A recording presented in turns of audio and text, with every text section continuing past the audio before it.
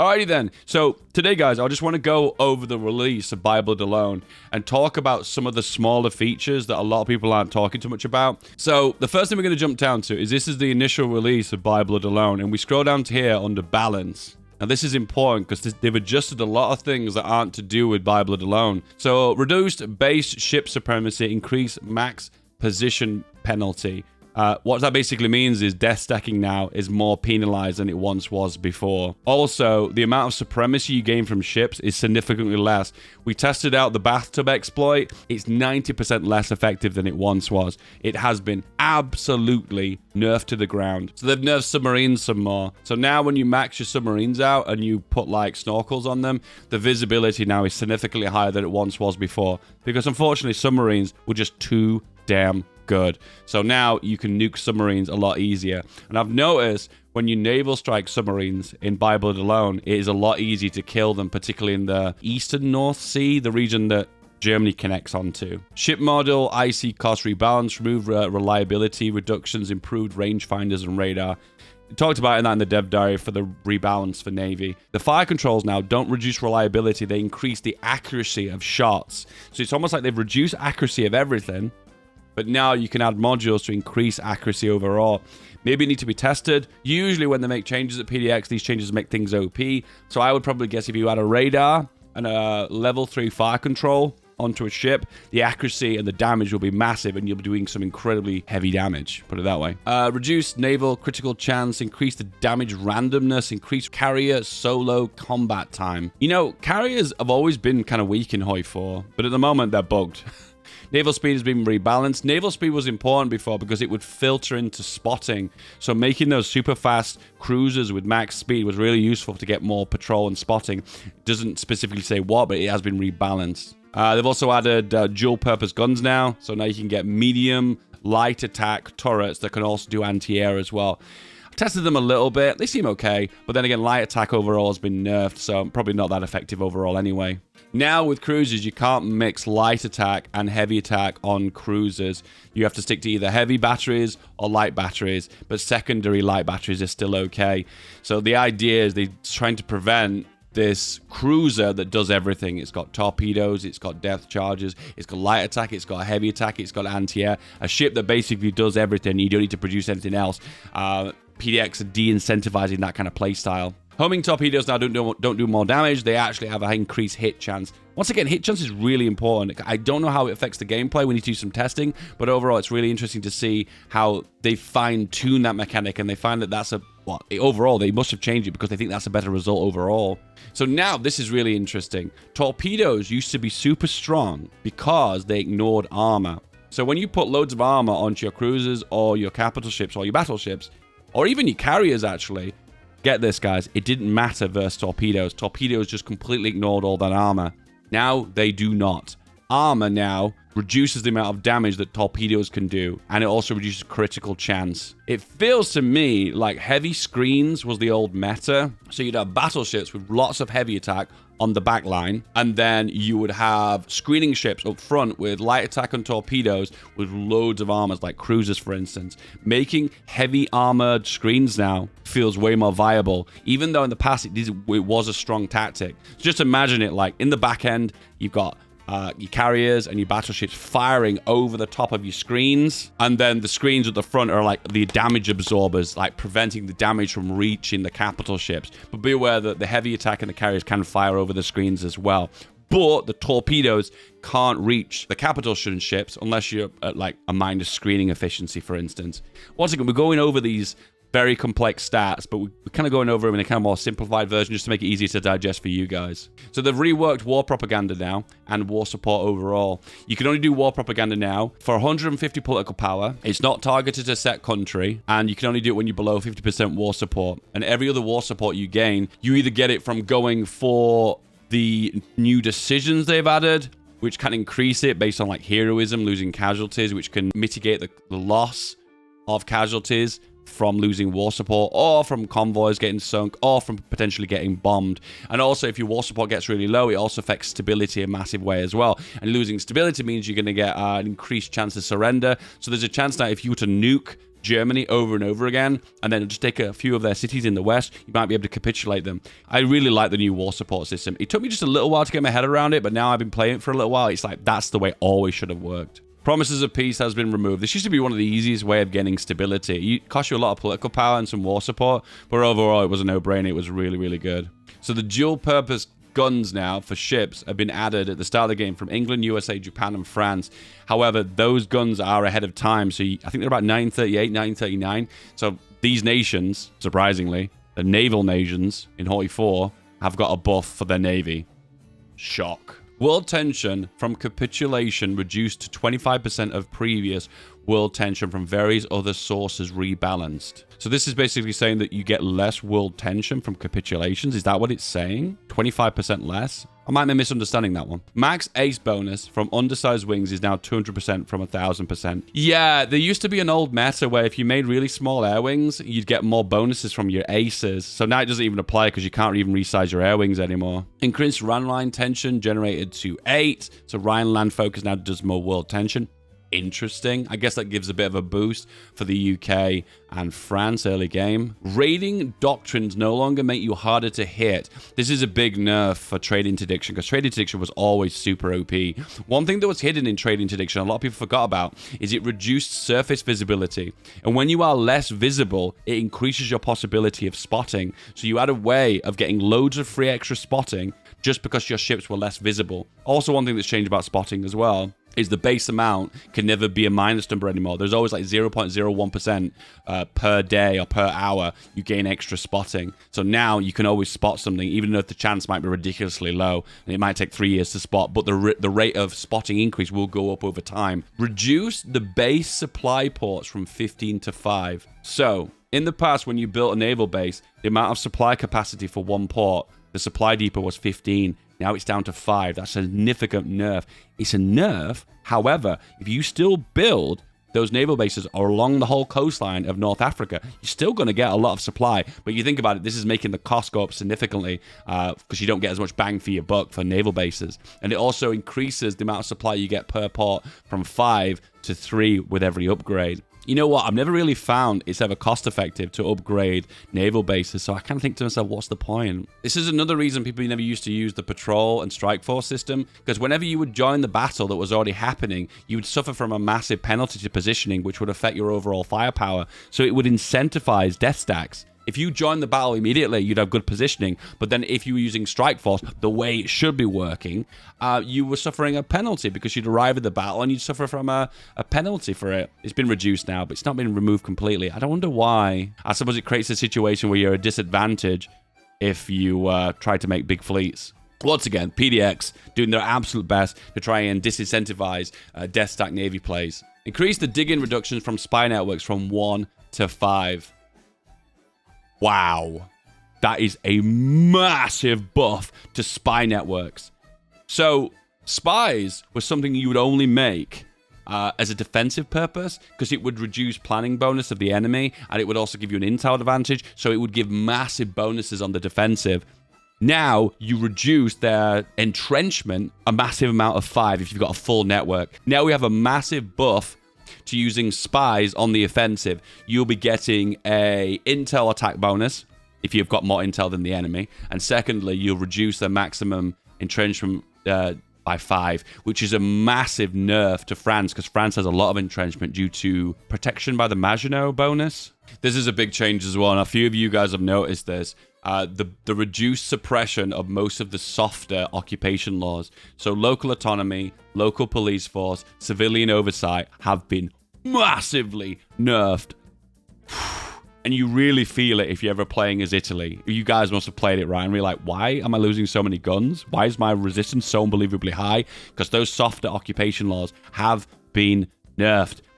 What this has done, though, is it's made some of the middle ones. If you're playing, like, Germany, for instance, and you're at war with the Allies, and you've not taken the UK and capitulated them, for instance, Poland and the Lowlands, and even France to a certain degree, are going to get so much resistance. They're going to be the thorn in your side, and it might be better to go for the max suppression one. I've never tried it out, though, but I won't mind giving it a go. It makes me believe that compliance has been massively nerfed because of that as well, which is kind of sad because I like compliance, but It is what it is, I guess, because the truth behind it is there was too many Germanys getting an easy ride with occupation, and I'm glad it's been nerfed. Compressed variance in troop requirements between occupation laws.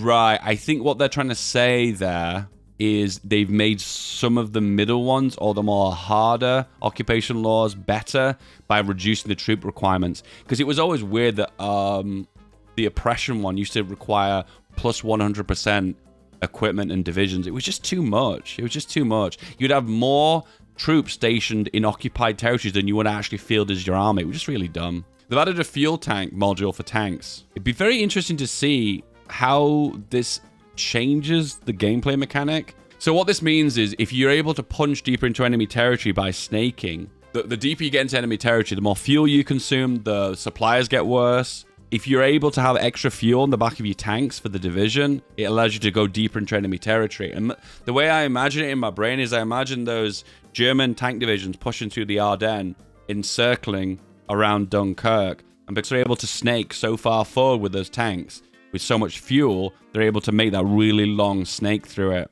Be interesting to see that, you know. Maybe you can make a really cheap tank with loads of fuel tanks on it, and you could snake across the country with like a Ferrari running across the Soviet Union. I don't know. Maybe there's a cool meme there. Who knows? The consequences of breaking the Washington Naval Treaty are now appropriately less severe. This used to be an exploit where you could declare war on the entire world if you like disband your navy. It was such a meme. So war participation has been reworked now.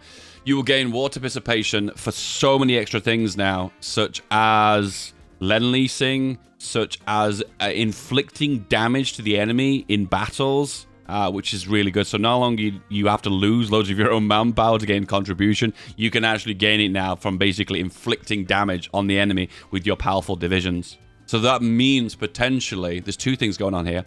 Last stand means you take more damage from strength, meaning more manpower and equipment losses. And the result of that is you lose more war support because you're taking manpower losses. And also, as a consequence of that, the person attacking you whilst you're land standing will gain more war contribution because they're inflicting more damage on your divisions. So when you see the AI last standing now, you probably want to attack them because they're losing war support and that you're getting loads of contribution for that. Wow. And people always used to complain that the AI last stands too much. Well, now it's a benefit to all of us, I guess. Logistical strike used to be immune to anti-air buildings. Guys, I never want a logistical strike now. Okay, it was broken. The fact that the AA guns would completely ignore CAS on logistical strikes. But now, they rip through them like they're paper. Like they're nothing. Anti-air now is so effective against planes on logistical strike missions, to the stage where I don't ever want a logistical strike in areas that have got anti-air anymore, because it is so unbelievably strong. Increase the equipment combat losses from strength, so you will take more losses of equipment from combat, and increase the attack penalty from low supply slightly.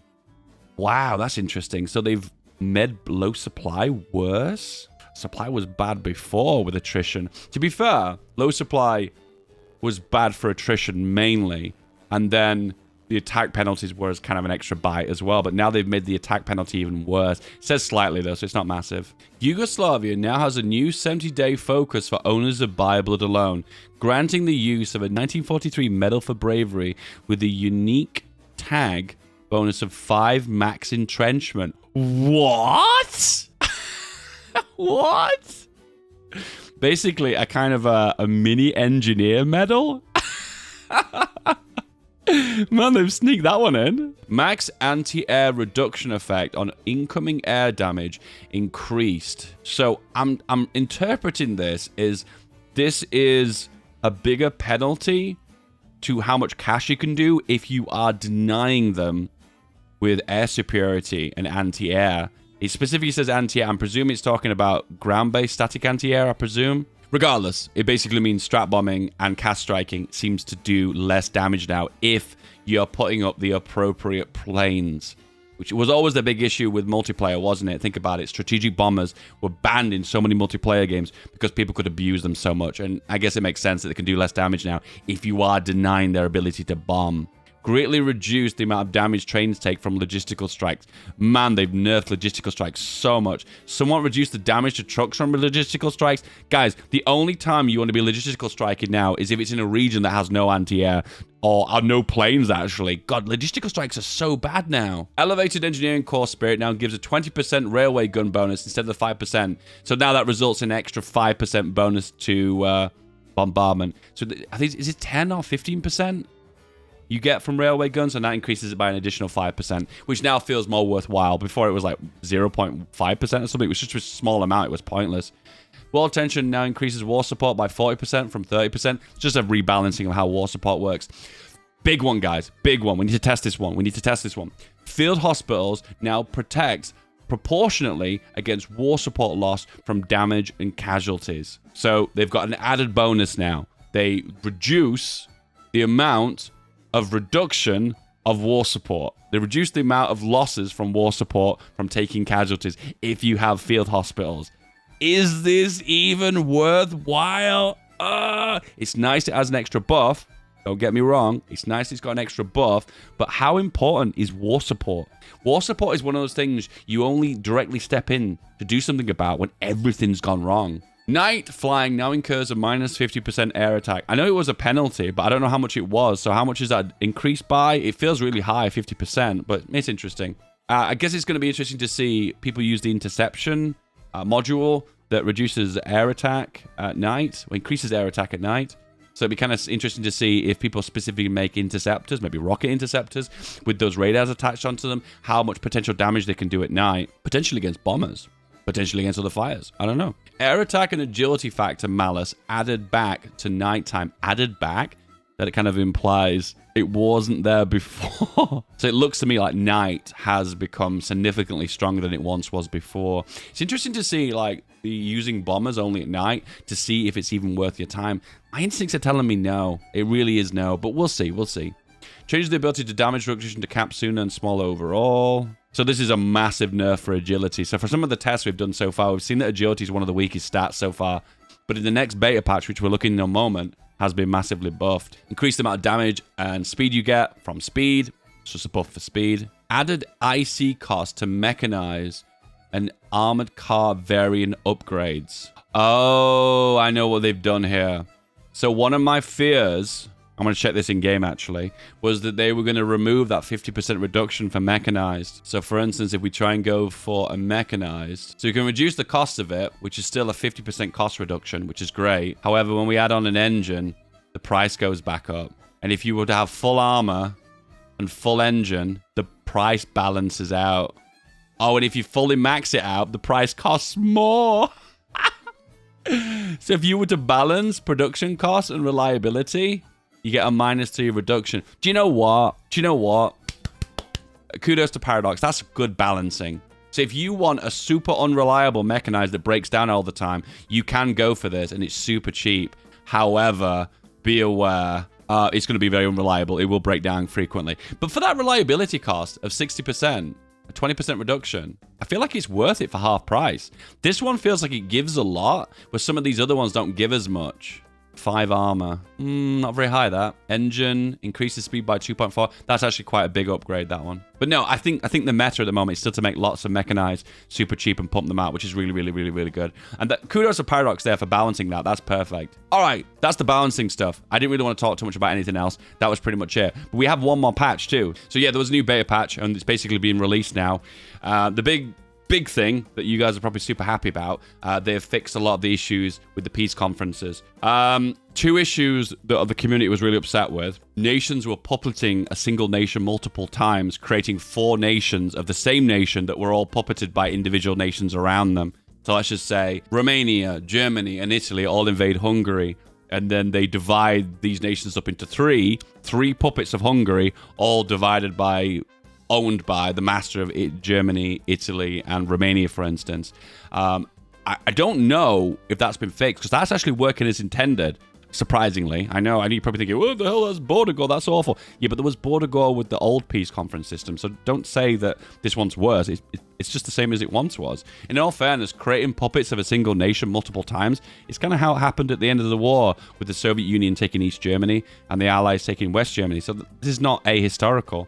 The other thing people had issues too, which was a major complaint, I'll agree with you guys, this was a major complaint, was, for instance, if you declared war on a nation and you were unable to take enough things, like, for instance, Germany declaring war on the Netherlands or Italy declaring war on Switzerland, you'd be in a situation where you couldn't take the entirety of the country because you couldn't get enough war score because you'd not generated enough contribution. There's like a minimum threshold now, I believe, so therefore you could take everything. I tested that 4 or 5 times with the latest patch, and it seems to be fixed. There might be some niche scenarios where that might still exist but from the testing that I've done so far, it doesn't seem to be a thing. So there's some minor balance fixes for outdated focuses.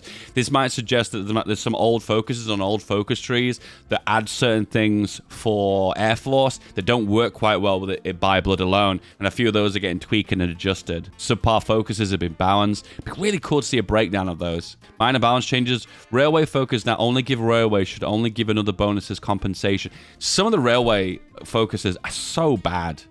25% cheaper trains. Who cares, man? Like, the Soviet Union's got one, and I think Italy's got one. It's like, who cares, man? Playing a war game here. I don't want cheaper trains. Increase air wing damage bonus from speed advantage. So what they've done here is they've nerfed air attack and they've boosted speed again. So once again, more tweaks to the air system. I believe these tweaks are very small compared to the previous ones, though, where they've nerfed agility down to the ground. A few people are telling me quite frequently, if you go for the middle doctrine path for Air Force, you get a 20% bonus for CAS. So if you make a fighter with a bomb bay as the first module, it'll be classed as a CAS and you get 20% agility. Well, get this, guys. Agility sucks at the moment. So that 20% is 20% of nothing. So it doesn't matter. To be fair right now, guys, because agility means so little at the moment, it means something, by the way. Don't destroy agility like it means absolutely nothing. You should have some agility. But it doesn't actually matter as much what doctrine path you go down for Air Force now. It's surprising they've not actually tweaked the Air Force doctrines with this expansion. But then again, they didn't really update the mobile warfare doctrine path when they introduced the tank designer. So maybe they're perfectly balanced, as all things should be, right? So more Peace Conference AI improvements. The AI is less willing to perform different actions on the same bucket of states. Yeah, so this was it, basically. So taking a state, demilitarizing a state, taking factories from the state, taking resources from the state, and then basically making border gore, basically. And this is something the community was very upset with. It's quite easy to get upset with this one because you can visually see it on screenshots in Reddit, for instance. Main IC costs for planes move from airframes to engines. Right, so it's the airframes aren't very expensive now. They made them cheaper, but they made engines more expensive. Is that what it's saying? That makes sense in a way, doesn't it? Because why would a frame be so expensive? It's the complexity of the engine that makes it expensive, doesn't it? But this also has another instance where it makes those dual engine or quad engine planes like mad expensive. Updated the hit profile calculation includes his base speed, so speed has been boosted again. Some of the focuses for Ethiopia for industry should be reduced to 35 days. Oh, yes, yes. So many of those industrial focuses for Ethiopia give so very little. However, it is quite rewarding to do them. I just feel like so many of them need to be 35 days. Reduce Cannon 2 air attacks, or Cannon 2 air attacks been nerfed. Increases weight and naval attack modules. Oh, that's been increased. And also naval modules have increased in weight. Reduced air defense stat modules. So now you get less air defense. Limited airframes to 1 anti-shipping missile. This was a thing that they added before I made my module plane video. They snuck it in on one of the beta patches. This was that patch. And it's a rocket that does less damage than a torpedo. However, it has a very, very high chance of hitting. And you can only get it in 1946, the final rocket tech, the cruise missile tech. Naval targeting for weapons is now an average stat. Range from drop tanks and armor is now multiplicative. So it looks like the average naval targeting now is an average of all the planes in it, I presume. And probably that also applies to range and armor as well. The ×4 light machine gun weight has been reduced. I wonder if there's some kind of meta of making a plane that's cheap with light machine guns that somehow benefits from speed more. I'd like to see some speed tests with the future planes I make. Increase the penalty limit for having the Swiss militia deployed. God, I hate the militia system for Switzerland. Let's not talk about that. More Switzerland. Modify the cost of retaking Vichy France for France. France should always take Vichy France. Why is this still a thing? Adjust the focus on lock times for the... All right, lads, can we summarize? Navy has had some massive tweaks. They're still tweaking the Air Force. I don't think we're done with Air Force yet. We've got a massive nerf for agility. We've got a massive boost for speed. and air attack and air defense. But right now, they're still balancing those stats out. And you can tell that they understand how powerful air attack is because they've nerfed it for Cannon 2. And they've also buffed the speed changes as well. So there's still a lot of tinkering going on in the back end here. So we're not fully at the very end now. But maybe the changes to Peace Conference will make you guys happy. And then we'll go from there. Anyway, don't forget to like and subscribe. And this video, this one, can you see this one? This is the next video you're going to click on.